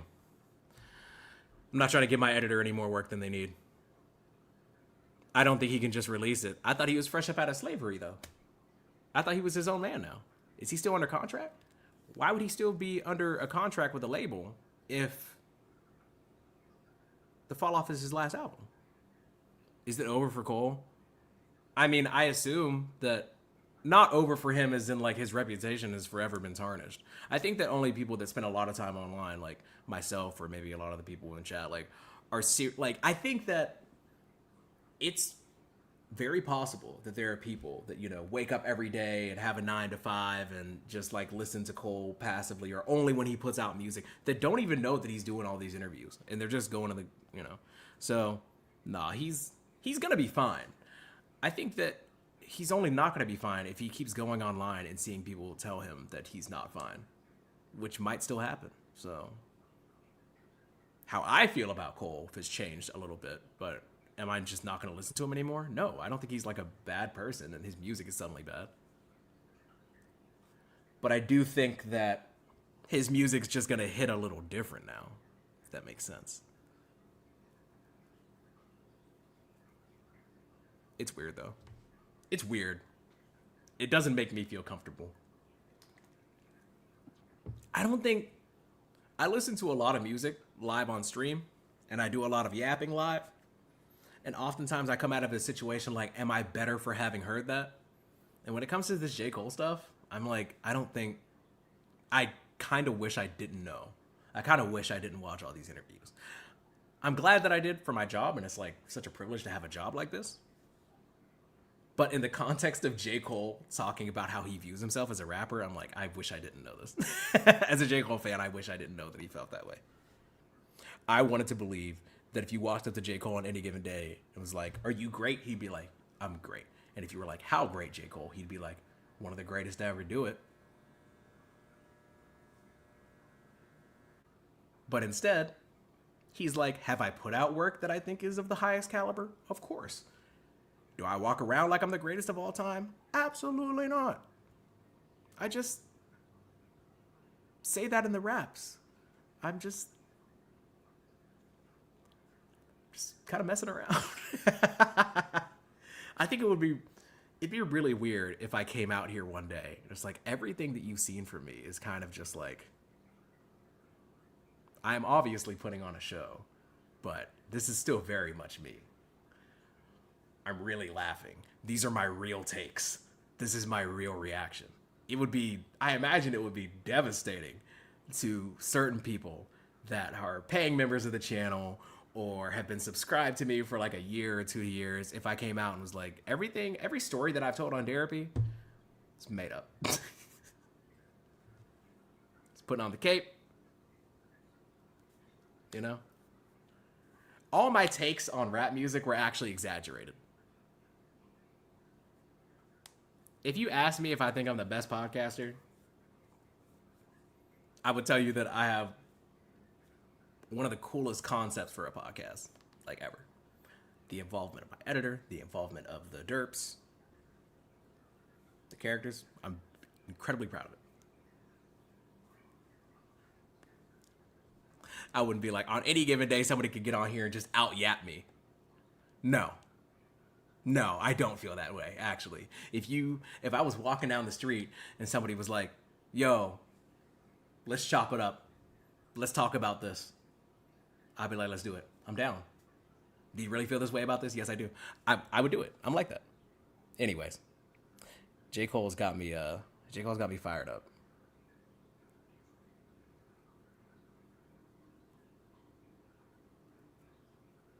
The frigid stove was a hoax. Imagine, okay, if you're like, this is some deep therapy lore. If people found out that, like, I've told 2 stories about like how people have left appliances outside of my apartment. Imagine if I came out here and I was just like, I just thought that'd be a really funny story, but it didn't actually happen. That's crazy. Like, that's such a weird thing to do. And like, part of me knows how weird that would be, which is why like I uploaded shorts of that shit actually outside of my apartment. But you know, I wouldn't trust anything I said if you found out that if I lied about the fridge, if I lied about the oven, that'd be nuts. Okay, all right. I appreciate you all pulling up. If you were gifted a membership, then please hop in the Discord. People lie for less. People like lies. I feel like 80% of what Kevin Hart says on stage is a lie, but we get it because he's a comedian. But I still think it would be weird if Kevin Hart went on 3 consecutive podcasts and was like, everything that I've said on stage is a lie. I'm just telling jokes. I'm a comedian. I would hate that. Don't fucking do that. I feel like it's not hard to not do that. Tell me I'm lying.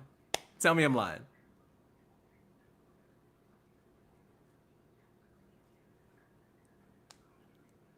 I feel like that kind of soils it.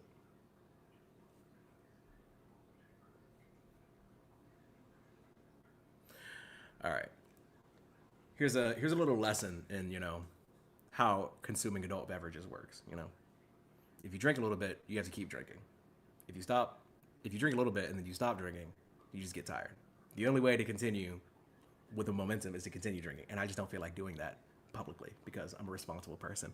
Thank you all for pulling up. If you're a member, please hop in the Discord. It's super chill. Subscribe to the channel if you haven't already. I would really appreciate it. It's free. I'm uploading all the time. I'm yapping every week. Follow me on Twitter at @therapy_. And if you think that I'm being ridiculous, tweet me something that contradicts anything that I said, and I will engage with you. But yeah, love you, mean it. Spread the bread. You could have been anywhere. You could have been doing anything, but you chose to be here, listening to me, watching me, and I don't take that for granted. Here's a 10 out of 10 track that I love.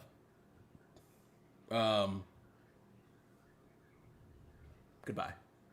This is a certified hood classic.